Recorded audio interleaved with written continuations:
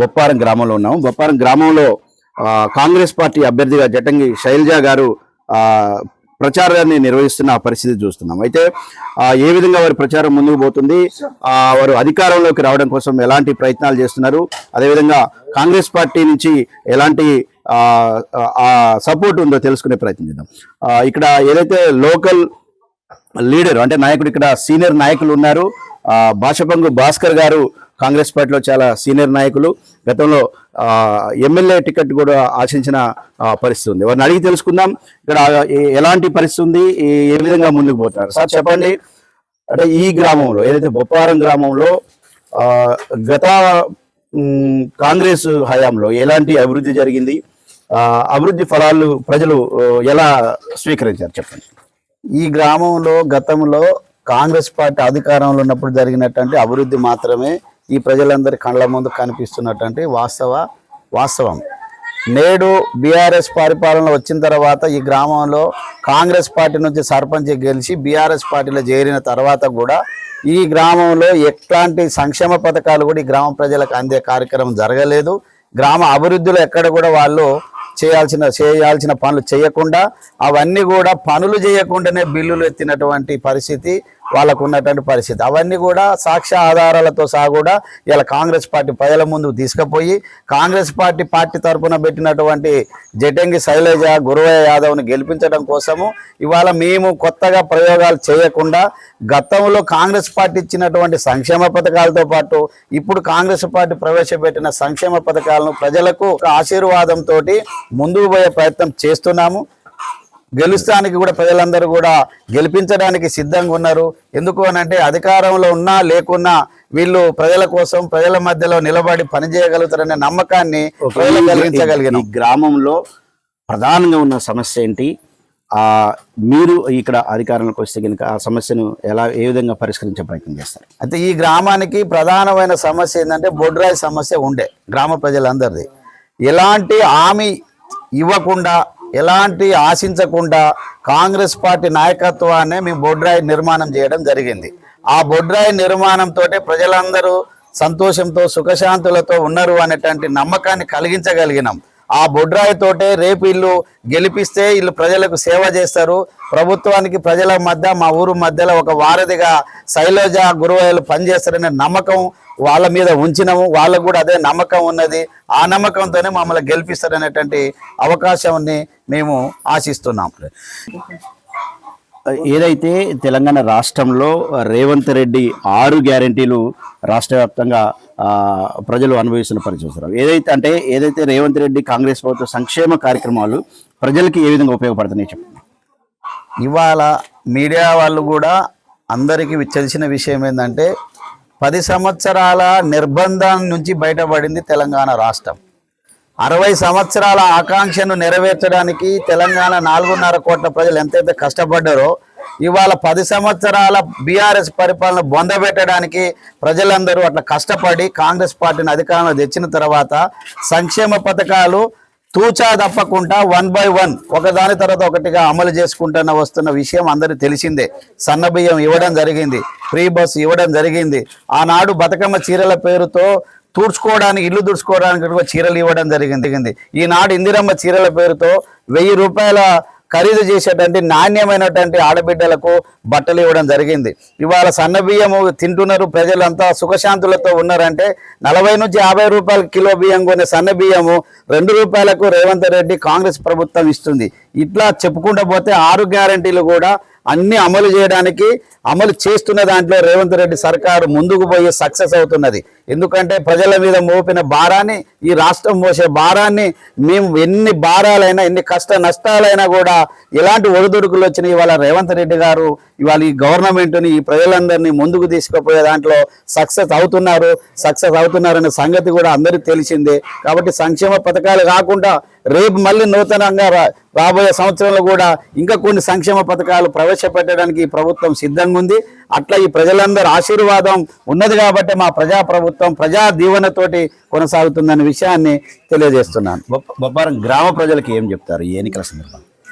ఇక్కడ బొప్పారం గ్రామ ప్రజలకు చెప్పదలుచుకున్నది ఒకటే, ప్రజలారా మీరు అందరూ కూడా మీకొక హామీ ఇచ్చి వాళ్ళ కోరికని నెరవేరుస్తా అని చెప్పి 20 సంవత్సరాలు ఓటేసుకురు గత పాలకులు. మేము ఎలాంటి హామీ ఇవ్వకుండా మాకు ఓటు వేయమని అడగకుండానే మీ చిరకాలిక వేల సంవత్సరాల కోరికను కాంగ్రెస్ పార్టీ నాయకత్వాన ఇవాళ పోటీ చేసినటువంటి శైలజ గురువయ్య వాళ్ళు కూడా ముందు బాగా నిలబడి బొడ్రా వేయడం జరిగింది. అలాగే ఈ గ్రామంలో మేజర్ కమ్యూనిటీ అయినటువంటి యాదవుల ఆరాధ దైవం అయినటువంటి గంగదేవమ్మ గుడి నిర్మాణం చేసుకున్నారు వాళ్ళు. ఆ నిర్మాణానికి కాంగ్రెస్ పార్టీ తరఫున సింగిల్ ఫేస్ లైన్ శాంక్షన్ చేయించడం, 15 లక్షల రూపాయలతో సీసీ రోడ్డును శాంక్షన్ చేయించడం. అట్లాగే ఆడబిడ్డలు బతుకమ్మ కోసం కట్ట మీద పోవడానికి చెప్పులు లేకుండా పోవాలి కాబట్టి ఇబ్బందిగా ఉందని 15 లక్షల రూపాయలతో సీసీ రోడ్డు వేయడం జరిగింది. అలాగే ఈ గ్రామంలో సురక్షితమైనటువంటి మంచినీటిని తాపించడం కోసం ఈ కాంగ్రెస్ పార్టీ నాయకత్వాన ఈ గురువయ్య గారి నాయకత్వాన కూడా మేము వాటర్ ప్లాంట్ భూమి పూజ చేసినాము. ఎలక్షన్ కోడ్ కారణంగా అది ఆగిపోయింది. ఆ ఎలక్షన్ కోడ్ అయిపోయిన మరుక్షణమే రేపు నూతన సంవత్సరంలో సురక్షితమైన మంచినీటిని తాపియడమే మా ప్రధానమైనటువంటి లక్ష్యం. అలాగే గ్రామంలో ఉన్నటువంటి స్కూల్ని కూడా మెరుగైన పద్ధతిలో కార్పొరేట్ పద్ధతిలో ఈ గ్రామానికి చుట్టూన్నటువంటి పిల్లలందరినీ కూడా కన్విన్స్ చేసి బాధ్యత తీసుకొని బడిబాట పట్టించి ప్రభుత్వ స్కూల్లో చదవడం కోసం బలమైన కృషి చేస్తామనేటువంటి విషయాన్ని కూడా ఈ గ్రామ ప్రజలకు తెలియజేస్తున్నాం. అంతేకాదు ఈ గ్రామంలో 4 వైపుల దారుల సమస్య ఉన్నది.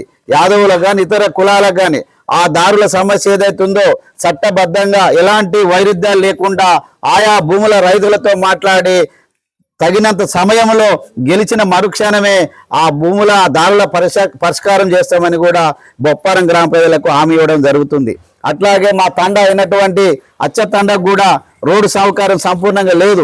గెలిచిన తర్వాత ప్రభుత్వం ఏదైతే ఆనాడు రాజశేఖర రెడ్డి ప్రవేశపెట్టినటువంటి శ్రీరామ్ సాగర్ కాలువ తీయడం జరిగింది. ఆ కాలువకి ఇరువైపులు ఉన్నట్టు దాని నుంచి వాళ్ళకు దారి కూడా మేము గ్రామ శాఖ నుంచి సొంతం పైసలు పెట్టుకొని వాళ్ళకి దారి నిర్మాణం చేస్తామని కూడా హామీ ఇవ్వడం జరిగింది. ఇలా చెప్పుకుంటూ పోతే ఈ గ్రామంలో మిగిలిన సమస్యలు ఏవైతున్నాయో ప్రజలకు మెరుగైన సమస్య ఏదైతుందో విద్య, వైద్యం, ఆరోగ్య విషయానికి వస్తే వాళ్ళ గ్రామాలలో కాదు ఎక్కడైనా కూడా చిన్నపిల్లల నుంచి పెద్దల దాకా బీపీ, షుగర్లు వస్తున్నాయి. ప్రతి నెల శైలజ గురువయ్యల సర్పంచ్ గారి నాయకత్వంలో ప్రతి నెల ప్రభుత్వం నుంచి ఇక్కడ క్యాంపు పెట్టించి ప్రజలందరికీ మెరుగైన ఆరోగ్య పరీక్షలు చేయించి వాళ్ళకి తగినటువంటి మందులు ఇప్పించడమే కాకుండా నేను స్వయంగా ఈ ఊరు కోసం, ఈ ఊర్లో పుట్టిన బిడ్డగా ఈ ప్రజలందరి కోసం నేను రాష్ట్రంలో ఉండబడిన జిల్లాలో ఉండబడినటువంటి మంచి డాక్టర్లతోని కూడా 3 నెలలకు ఒకసారి హెల్త్ క్యాంప్ పెట్టించి ఈ ప్రజలకు వైద్యాన్ని మెరుగైన వైద్యాన్ని అందిస్తాం.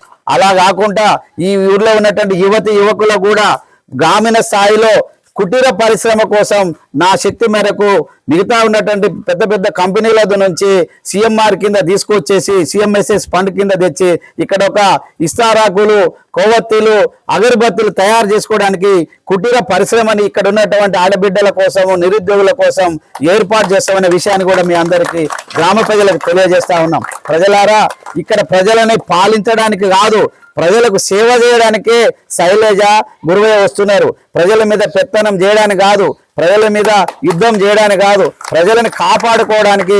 ప్రజలు మీరు వాళ్ళని కాపాడండి, వాళ్ళు మిమ్మల్ని కాపాడుతారు తప్ప ఇక్కడ ఎవరి మీద మాకు వైరుధ్యం లేదు. ప్రజలందరూ మాకు 2 కళ్ళ లాంటి వాళ్ళే. ఈ ప్రజలందరూ దీవిస్తేనే ఇవాళ రేపు శైలజ కత్తెర గుర్తు మీద ఓటేసి గెలిపిస్తే మీకిచ్చిన హామీని కూడా తూచా తప్పకుండా అమలు చేసే బాధ్యత మాది.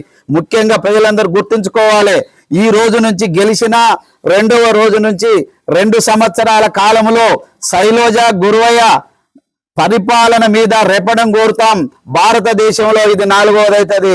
రెపడం అంటే ఏంది ప్రజలారంటే, మెజార్టీ ప్రజలు ఈ శైలజ పరిపాలన నచ్చలేదు అని 80% మంది ప్రజలు ఒప్పుకుంటే అదే రోజు రాజీనామా చేసి దిగిపోతాం. లేదు అని అంటే ప్రజలందరూ, మెజార్టీ ప్రజలందరూ కూడా పరిపాలన బాగుందంటే ఇంకా ధీటుగా ముందుకు పోతామని కూడా ఛాలెంజ్ గా చెప్తున్నాం. ఎవరు కూడా పదవి వచ్చిన తర్వాత వదులుకోరు. కానీ శైలజ ఖచ్చితంగా 2 సంవత్సరాలలో మల్ల గ్రామంలో రెపడం అడుగుతాము. మా పరిపాలన నచ్చకపోతే దిగిపోతాం.